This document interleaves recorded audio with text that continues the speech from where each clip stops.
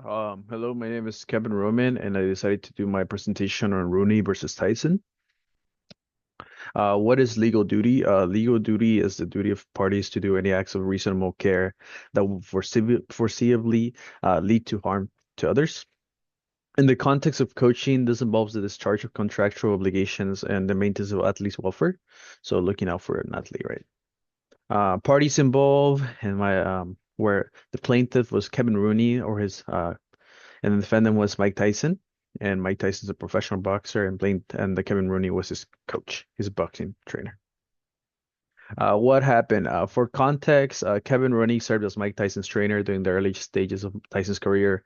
Rooney claimed that he had an oral agreement to share Tyson's earnings for as long as Tyson held the title of the world heavyweight champion. After Tyson dismissed Rooney, the trainer sued for breaching of contract. So after Tyson, pretty much, Mike Tyson said, "Oh, no, this is not true." Rooney ended up suing him. Um, the disputes where the plaintiffs claim or Kevin Rooney asserted that Tyson broke their oral agreement by terminating his services and not paying the agreed percentage. And the defendant's position, which was Mike Tyson, argued that no enforceable contract existed and that any such agreement was too vague to be legally binding. Was there negligence? Yes, plenty. Uh, Was there a legal duty to injured parties? Yes. If there was an enforceable contract, then Mike Tyson was under a duty to perform it. Therefore, if they both agree on a verbal contract, Mike Tyson had to pay him. Did someone fail to fulfill this duty? Yes. Rooney accused Tyson of failure to pay the agreed percentage, which was a violation, therefore leading to him suing Mike Tyson. Was there an injury to the party to whom the duty was owed? Yes. Rooney claimed economic losses from the unpaid revenues. Therefore, he lost money. Did the failure to fill the duty cause the injury? Yes. The alleged infringement directly resulted in the economic loss incurred by Rooney. So Rooney pretty much was losing money because he had an agreement with Mike Tyson. And the outcome ruling was the court's decision was that the court decided in favor of Kevin Rooney, confirming the oral agreement as enforceable. Rooney was awarded damages for breaching the contract. And the basic ruling was the court believed that oral agreement was definite enough and had a mutual assent to be considered a legal enforceable one. And do I agree? Yes, upholding the agreement reinforces the importance of honoring commitment, even if they're not formalized in writing. Um, Something I value a lot is my word, right?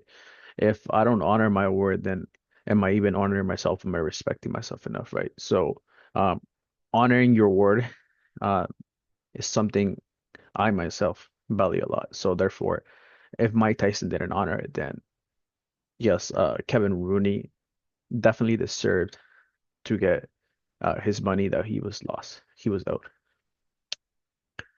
My coaching recommendations are pretty much preventive measurements. Um, so the document agreements have con so in document agreement context have a contracts formalized in writing at every stage to encourage clarity and enforceability.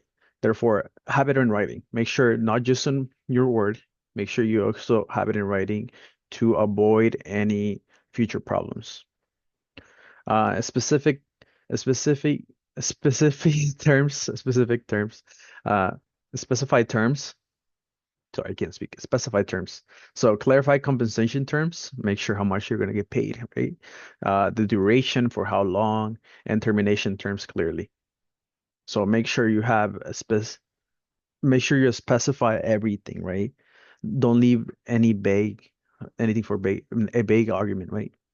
So for legal consultation, utilize the lawyers to draft or negotiate contracts. So make sure that your lawyer uh, have it on contract for both parties, so there's no misunderstandings. And maintain records, right? Keep proper records of communications and agreements. Keep it updated, keep it safe, keep it in a place, and especially if a lawyer, right? Keep it with the lawyer. And regular reviews. Have a regular reviews and updates of contracts to reflect any changes in the professional relationship.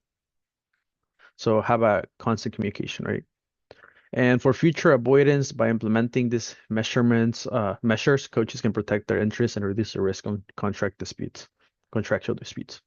Therefore, if you have everything in writing, if you have everything, uh, if you clarify everything and have everything, make sure everything's good, then there shouldn't be any problems later down the line. And if there is, then you have evidence to support it. Here are my references. Yeah.